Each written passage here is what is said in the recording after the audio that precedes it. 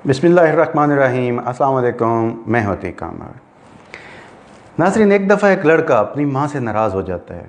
वो अपनी माँ से कोई चीज़ मांग रहा होता है जो कि उसे नहीं मिलती, तो वह अपनी माँ से नाराज़ हो जाता है। वो रोना शुरू कर देता है और अपनी माँ की तरफ ज़ोर ज़ोर से चिल्लाना शुरू कर देता है कि मोम आई हेट यू, मोम आई हेट यू। वो इसी तरह माँ को आई हेट यू चिल्लाता हुआ बाहर चला जाता है, बाहर भागना शुरू कर देता है। भागता भागता वो एक वादी में पहुंच जाता है जहां वो ज़ोर ज़ोर से चिल्ला रहा होता है कि mom I hate you, I hate you, I hate you. अब वो एक बहुत अजीब बात सुनता है कि उसे कुछ देर के बाद बहुत दूर वादी में से अल्फाज सुनाई देते हैं, I hate you, I hate you. वो बहुत ज़्यादा डर जाता है, वो बहुत ज़्यादा परेशान हो जाता है कि मैं माँ को बोल रहा हूँ, ये मुझे कौन लड़का बोल रहा है कि I hate you, I hate you.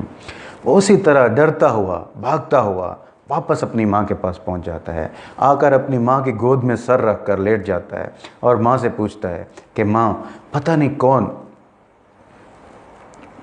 कौन बुरा लड़का, मैं वादी में गया था तो मुझे ज़ोर ज़ोर से कहता है कि I hate you, I hate you.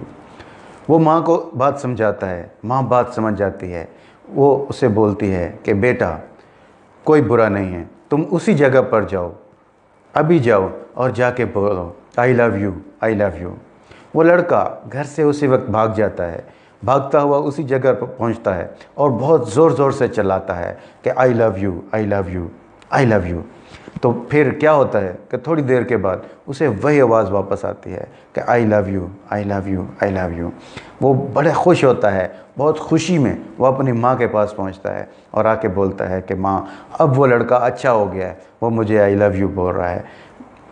तो माँ उसे बोलती है कि बेटा ये कोई लड़का नहीं था, ये एक आवाज़ थी जो कि वादी से आ रही थी। हकीकत ये है कि हमें वही कुछ वापस मिलता है जो हम किसी को देते हैं।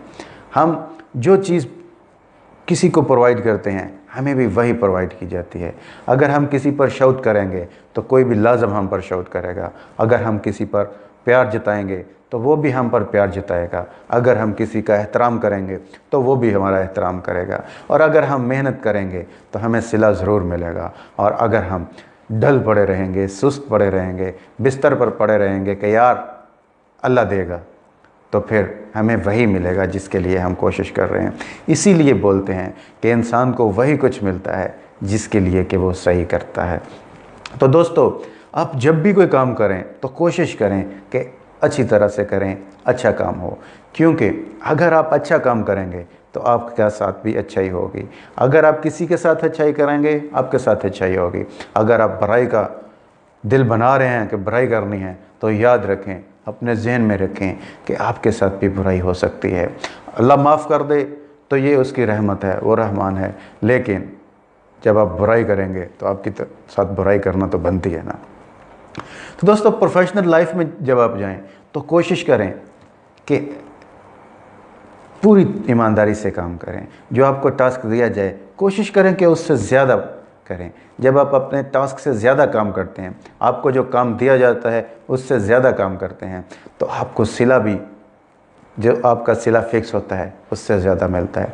क्योंकि एक टाइम के बाद जब आप एक 100% से ज़्यादा करते रहते हैं तो आपका मैनेजर, आपका बॉस ये समझ जाता है कि यार ये बंदा ज़्यादा काम कर रहा है, तो वो आपकी सैलरी बढ़ा देता है या आपको बोनस देना शुरू कर देता है। और अगर आप बिज़नेसमैन हैं तो फिर अगर आप जितनी ज़्यादा मेहनत कर रहे हैं उतना ज़्यादा आपको सिला मिलेगा।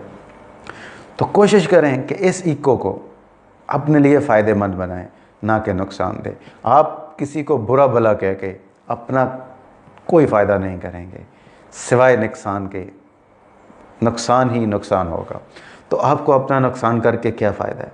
वो कहते हैं ना, गाली दोगे तो वापस आएगी। वो बच्चे कहते हैं हाँ तुमने मुझे गाली दी, अभी ये तुम्हारे जो है ना तुम्हें लगेगी वापस। तो इसी तरह होता है, अगर आप किसी के साथ अच्छा करेंगे तो अच्छा होगा, बुरा करेंगे तो बुरा होगा।